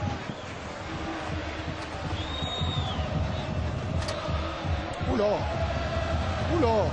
On est en train de se parler du pays là entre Ravanelli et Porato. Priorité au gardien qui avait parlé. Ouais, mais à mon avis, Ravanelli est en train de dire à Porato, t'as qu'à la demander, t'as qu'à parler. Ils peuvent se dire plein de choses en fait. Oh là oui, il faut leur demander. On peut faire des dialogues.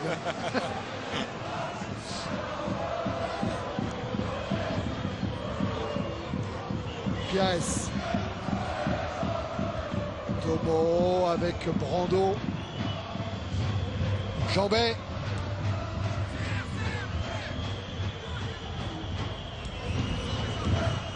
Ravanelli en déviation pour Maurice. Et couverture d'Alicart. Mikou. Wiltord. Oh oui. Oh oui. Et le tacle de Ravanelli, la grosse faute de Fabrizio Ravanelli,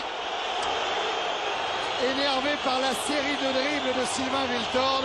Énervé aussi par son altercation avec Porato. Oui, exact. Et puis énervé tout court parce que quand on est mené et bousculé comme on l'est, on ne sait plus trop où on est et on n'a pas envie de se faire jongler. Je reviens voir l'action parce que je ne sais pas si Sylvain n'a pas rajouté un petit peu là. Et il a bien évité Brando.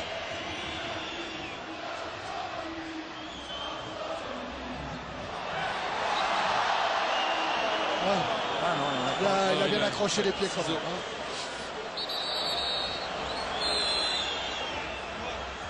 Il veut tenir Monsieur Saul, il aimerait bien tenir les deux équipes jusqu'au bout. Alors qu'entre Torres Mestre et Brando, le ton a un petit peu monté. Et Brando qui a débuté sa carrière à l'Entente Canet-Rocheville, je dis ça, toujours allusion à Bruno Bellone, qui lui aussi a démarré là. On va pas le lâcher Bruno avec son jubilé le 22 février. Et il le mérite en plus. Oui.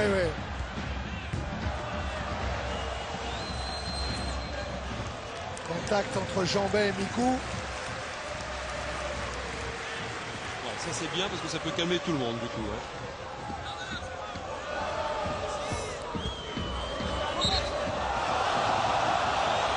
Tiens Jean-Pierre, pendant qu'il y a une petite rupture dans le rythme de la rencontre, Il y a encore du superbe sport à voir cette nuit. Hein. Bon, d'abord, il y a la rediffusion pour ceux qui n'ont pas vu de Bastia-Rennes à partir d'1h du matin sur Canal. Et surtout après la finale. Et bien sûr, Amélie Mauresmo face à Martina Hingis.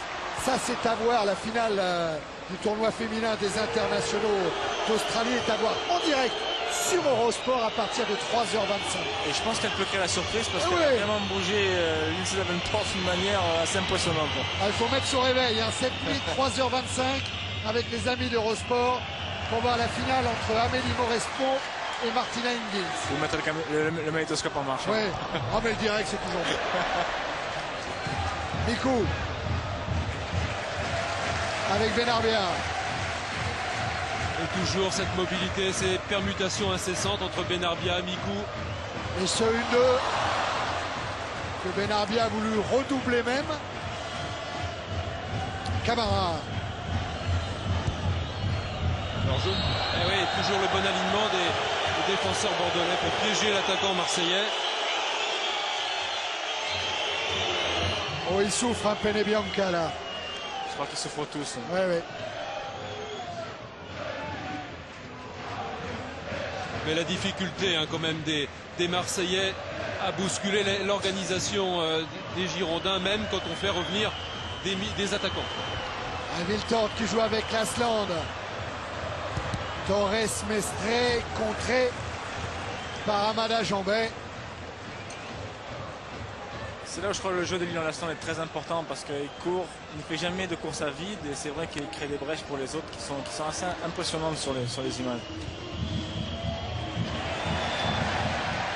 Diabaté qui tente sa chance de très loin.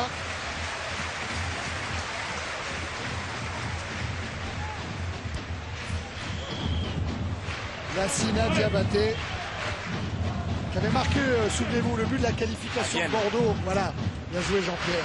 Contre le Rapide en 32e de finale de la Coupe de l'UEFA.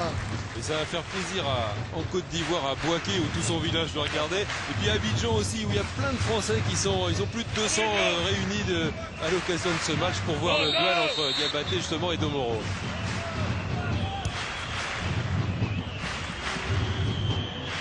Le voilà Domoro. Maurice Galas.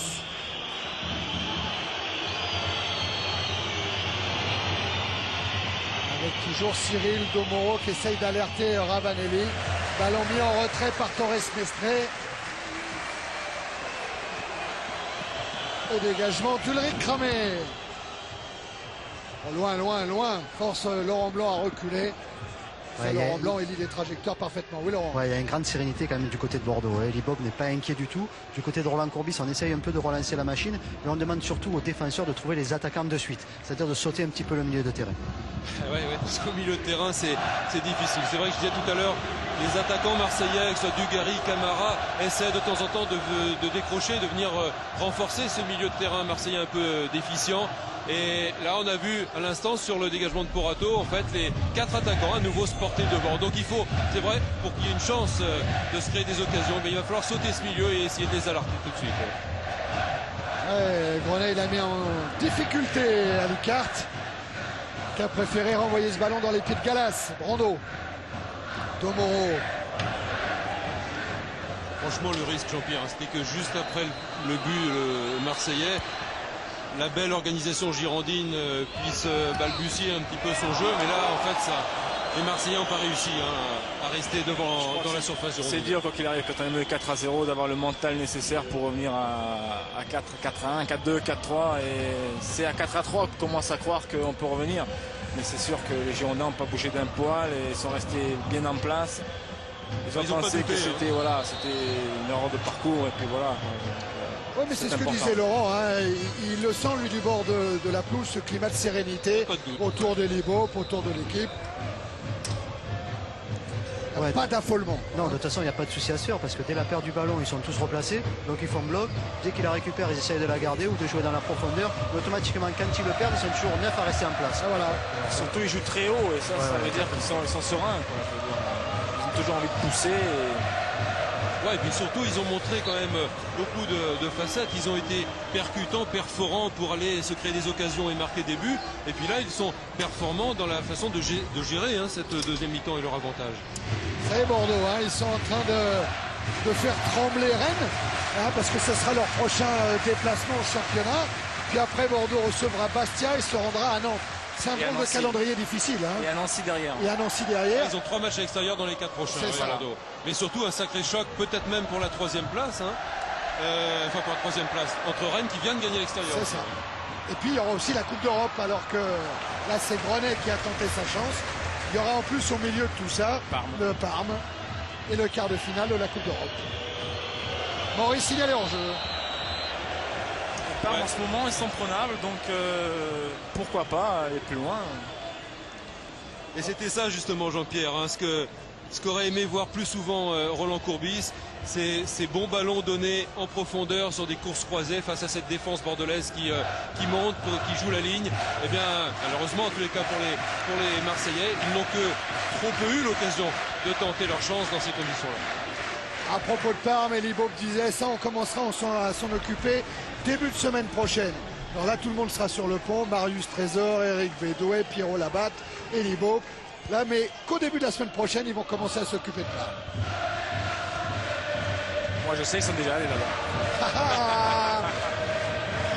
Cachotier, Elie Bob alors. Camara. L'arrivée de Jambet, ballon renvoyé par Ravanelli. Oui, c'est le Ravanelli, qui contre ce ballon. Oui.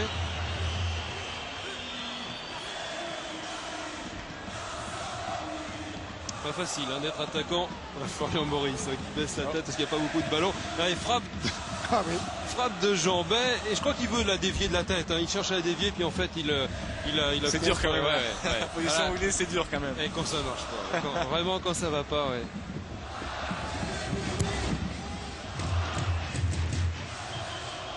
Laurent Blanc de la tête. Puis Pavon.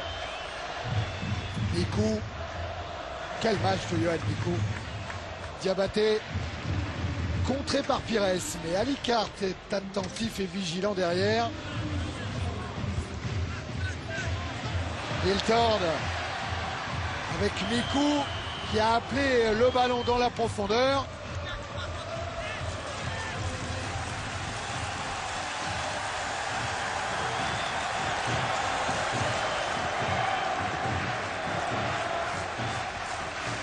Au niveau d'Elie Bob, question Jean-Pierre et Jean-Luc. Elie Bob, il n'a pas du tout fait tourner son équipe.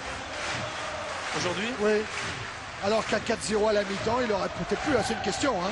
Attention quand même à Mikou qui pourrait être dangereux avec ce centre très fort devant le but.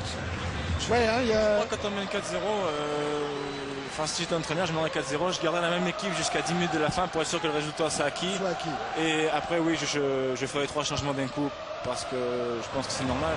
Mais attention à cette équipe marseillaise parce qu'ils sont capables, quoi qu'il arrive, d'être dangereux à tout moment. Et je crois que c'est tactiquement bien joué de la part d'Elie, c'est qu'il a gardé son bloc, concentré. Et ils sont en train de prouver qu'il faut faire attention à ces Marseillais quand même.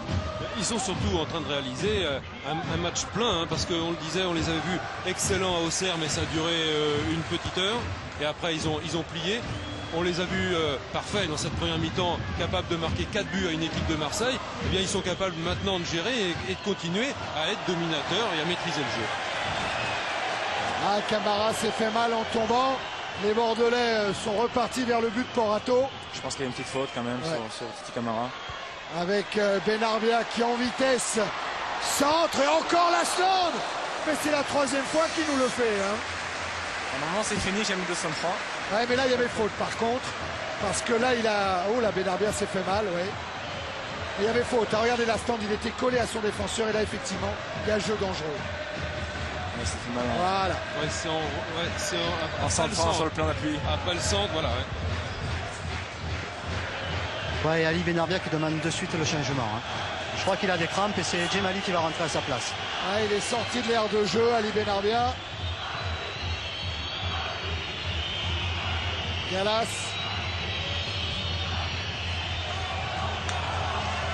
remise en jeu sera favorable aux Olympiens et à Daniel Bravo qui lui aussi va faire son entrée.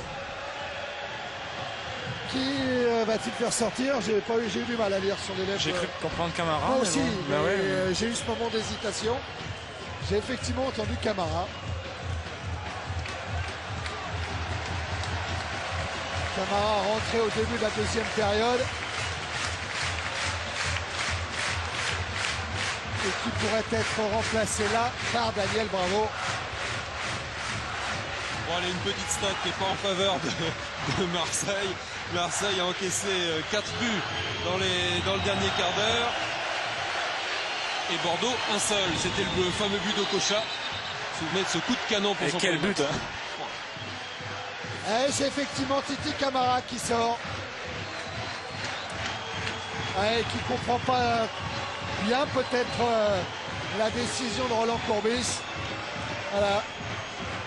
Ouais, choc en fait entre Miko qui lui marche sur le pied dans la course involontairement. Et je pense que Roland Courbis a dû estimer que Titi Camara était diminué, était légèrement blessé.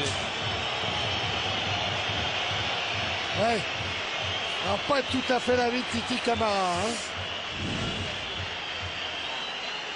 Qui donc laisse sa place à Daniel Bravo alors que Ali Benarbia lui revient vers le banc des Bordelais. Qui nous a-t-il dit, Laurent? C'est Gemali qui rentre? David Gemali. David Gemali.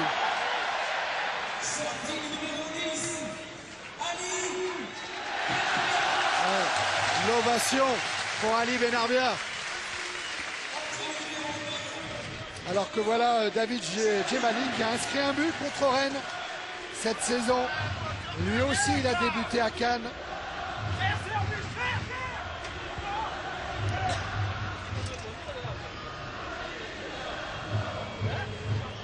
Dugarry, Pires.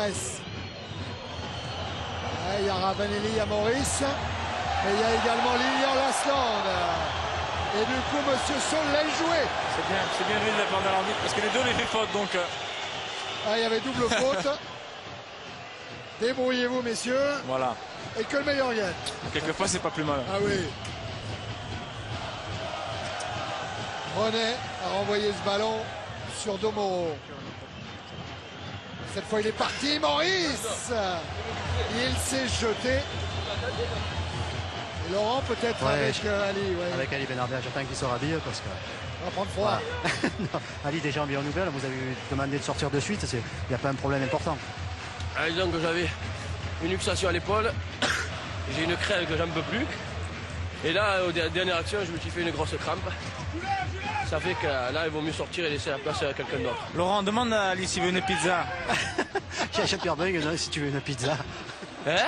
Si tu veux une pizza, je sais pas pourquoi. C'est Jean-Pierre Papin qui te demande de ça. C'est Jean-Pierre Papin? Ouais. Attention. Ah, mais moi qui comptais jouer avec lui en venant à Bordeaux, il s'est cagué dessus, il s'est barré. Ali, est-ce que quand les Marseillais sont revenus à 4-1, vous avez un petit peu douté? D'après vous, est-ce qu'on a douté? Non.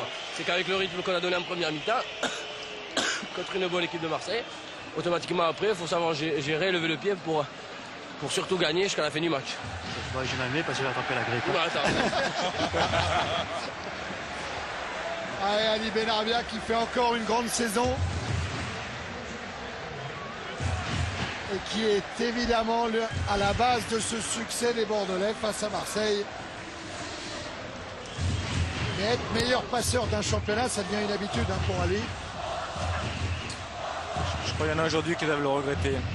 Du côté du Rocher là-bas. Là, du côté de Monaco. Oui. Ouais, c'est David Trezeguet qui disait que c'était pour lui le meilleur joueur de Monaco, celui en tous les cas qui lui donnait les meilleurs ballons pour les mettre au fond. Il y en a un autre qui doit regretter Jean-Pierre et Jean-Luc, c'est Roland Courbis. Parce que c'est lui qui a dit à Benarbia, vas-y à Bordeaux, c'est un bon club, tu vas t'éclater là-bas, tu vas jouer. Et c'est ce qu'il est en train de faire d'ailleurs. Et voilà. Chérie, côté bordelais, alors le 11 sort et le 26 rentre. Non, oui. C'est Wiltord qui sort. Et c'est. Ah, ça va mieux. Ouais, ça va mieux.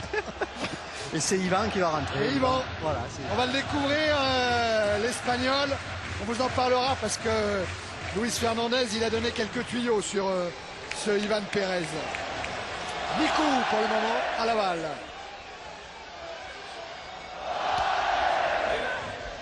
Ballon sorti.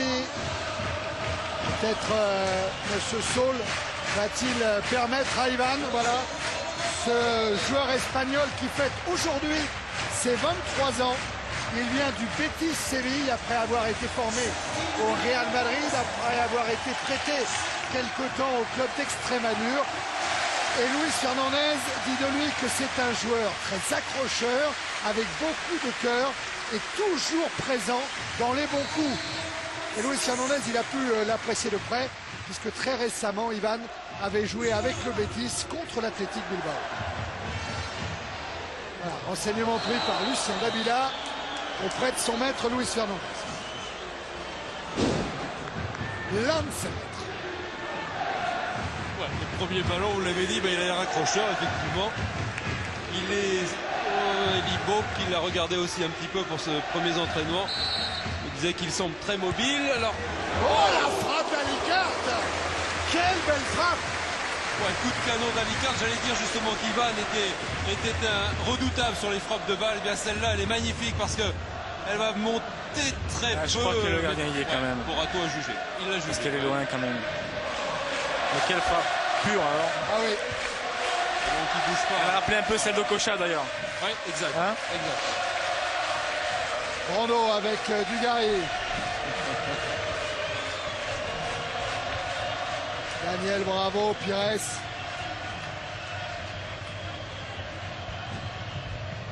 Jambet. Ravanelli. Blanc. Et carte en alertant Dugarry. Il a emmené son ballon, Dugarry. Il s'est jeté. Et finalement, c'est qui? C'est Afanou qui envoie ce ballon en corner devant Ramé et devant Bravo. Dans le doute, on dégage. Ouais, parce qu'il et je pense qu'il a bien fait en plus. Oui, parce qu'il était sur l'action. Grenet pris de vitesse sur ce contrôle poitrine, cet enchaînement de Dugarry. Mais il était sur l'action pour couper la trajectoire. Corner tiré par Robert Pires. Et Ramé qui s'impose en renvoyant au point. Bravo.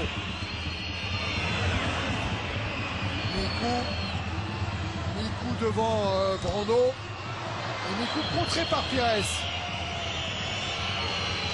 Brando.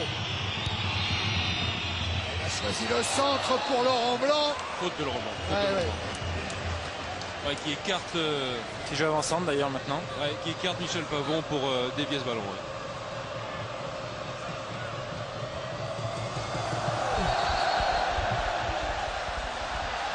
Et bien sûr la Ola qui est en train de faire le tour du stade, le tour du parc Lescure. À moins de 5 minutes de la fin du temps réglementaire. Bordeaux est en tête du championnat de France de première division grâce à une meilleure différence de but.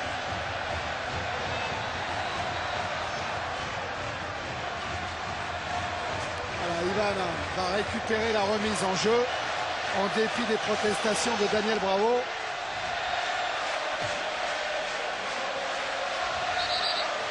On est les premiers, est en train de chanter le stade. Mikou. René. À la lutte avec Dugarry. Bordeaux qui va jouer sur 2 tableaux maintenant d'ici la fin de saison. La Coupe d'Europe et le championnat, puisqu'en Coupe de France et en Coupe de la Ligue, c'est terminé. Je crois que quelque part c'est un avantage. Parce que jouer tous les tableaux à la fois, ça devient de plus en plus dur. Les compétitions sont de plus en plus difficiles. Et c'est vrai que courir tous les lèvres à la fois, c'est pas spécialement bon pour la santé des joueurs. Chambet. Avec Bravo, Pires. Les deux numéros 7, Pires et Pavon. Et Pavon a le dernier mot. Avec Diabaté maintenant, Mikou. Ça va partir. Ivan avait appelé le ballon, mais ça passe par Grenet d'abord. Voilà Ivan. Ah pardon, oui c'est... Non, pas du tout, c'est Gemali. Ça va mieux, hein. C'est la grille, Thierry. C'est Benarbia, c'est la faute d'Ali Benarbia.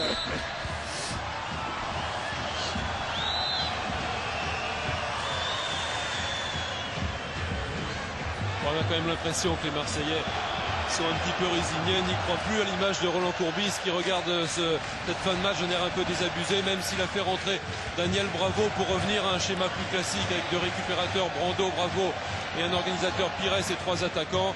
On sent que la machine bordelaise ce soir est difficile à battre. C'est-à-dire que Roland Courbis, il a tenté le coup à 4 attaquants dès le début de la seconde période, en se disant si on peut marquer vite, ça peut être un coup gagnant. C'est ce qu'ils ont fait. Et puis sur la fin du match, il voyait qu'il n'y avait plus rien à jouer. Mieux vaut pas prendre de buts supplémentaires. Il ressort Camara et il fait rentrer Bravo. Tout ça est assez logique.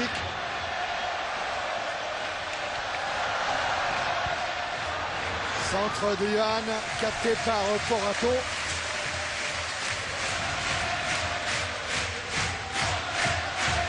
Pires. Ravanelli. Il y en a 4 sur le porteur du ballon.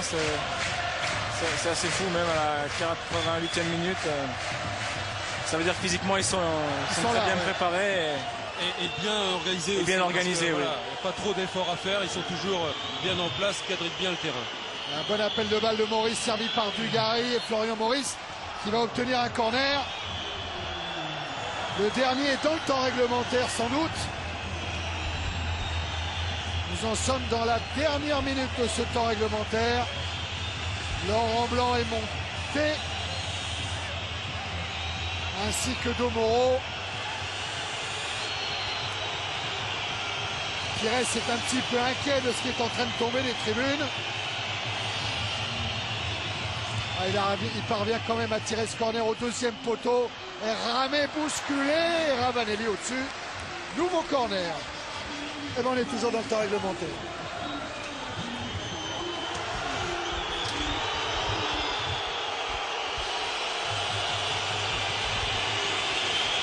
Cette fois, c'est Ravanelli qui va se charger de la frappe. Ça rentre, premier poteau. Encore corner.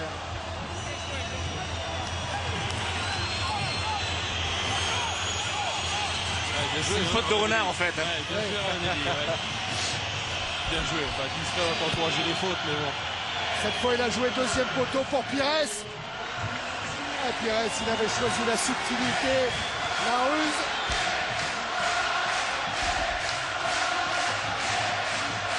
Libo, comme dit à ses joueurs, il va falloir tout donner dans ce match-là parce que surtout il ne faut pas avoir de regrets. Il n'a pas eu besoin de trop les secouer pour les motiver évidemment, mais il leur avait dit disputer un match pour le titre, ça doit vous surmotiver parce qu'à part l'Asland à Auxerre et puis Benabbia à Monaco, personne d'autre n'avait connu ça. Et puis surtout il leur avait dit que c'était l'occasion rêvée de montrer que Bordeaux est mieux qu'un rival, mieux qu'un dauphin de l'Olympique de Marseille.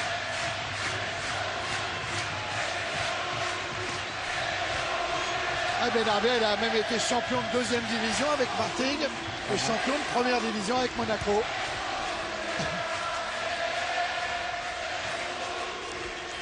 C'est Diabaté qui est resté au sol. Mais quoi qu'il arrive, la route est encore longue, il reste 14 journées. Oh là, oui. Et je sais qu'il peut s'en passer des choses. Ouais, et puis une route, Jean-Pierre, un peu plus difficile quand même pour Bordeaux, qui jouera 7 fois à l'extérieur et 5 fois à domicile. Marseille, 6 et 6. Et puis imagine la route de Paris qui devra, quoi qu'il arrive, recevoir ces deux équipes en fin de période, ce qui pourrait être quand même très difficile aussi. Ouais, et puis surtout, il y a l'aspect psychologique dans ce match-là. Parce que Bordeaux, en battant Marseille, se regonfle, se donne un moral terrible pour la suite maintenant du championnat. Et Libop, il faisait la comparaison avec Metz l'an passé. Il disait, nous, on est un peu dans la peau de Metz. Et souvenez-vous, l'an passé, quand Metz avait reçu Marseille à Saint-Symphorien, les joueurs de Joël Muller s'étaient imposés. Et du coup, Marseille n'avait pas réussi à enchaîner et à aller cueillir un titre qui était presque promis à un moment. Voilà, c'est fini. Monsieur Saul renvoie tout le monde au vestiaire. Et Libo peut avoir le sourire, même s'il est discret et respectueux pour Roland Courbis. Et voilà, le sourire là, il peut l'avoir avec son adjoint Eric Bédouet. Oh, l'adjoint intérieur doit être fort, très fort pour Elibo. C'est pas quelqu'un qui exprime ça. Oh, j'aurais pas. Elle est plus forte que ça même. C'est la pluie ou c'est une petite larme? Je crois que c'est une petite larme, moi. Moi, je crois aussi que ça peut être une larme, bien sûr. Eh oui, c'est une larme. C'est son premier gros coup en tant qu'entraîneur. Vrai gros coup. Ouais, mais Thierry, quand on entraîne une équipe, c'est pour essayer de tirer le maximum de chaque joueur, pour essayer de les positionner comme il faut, hein, de les rendre déjà heureux de jouer, puis surtout de les voir faire des résultats comme ça à un niveau pareil, à un haut niveau, parce que Marseille c'est du haut niveau européen, et d'avoir bousculé cette équipe bordelaise, eh bien c'est une sacrée performance, et il en est tellement fier qu'il en est ému, qu'il en pleure, ouais. Ça se comprend. Hein.